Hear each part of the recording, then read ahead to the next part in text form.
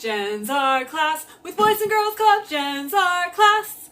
Join me this week with Jen's our class.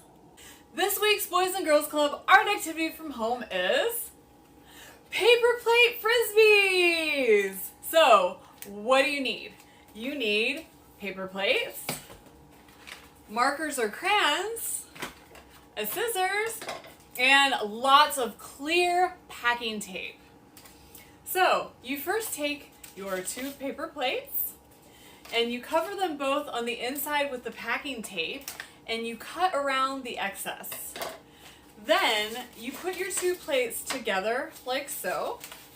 And I actually use my mug that I drink from in the mornings, and I just put it right there in the center, traced a circle, and cut it out. So now we're at the really fun part. Go ahead and decorate this however you'd like.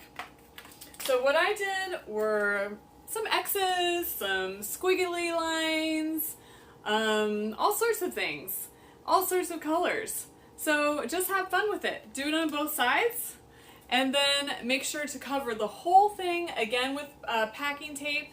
And when you get to the circle part, just fold it underneath because you want that to go through like this. And don't forget to play with your homemade frisbee this summer.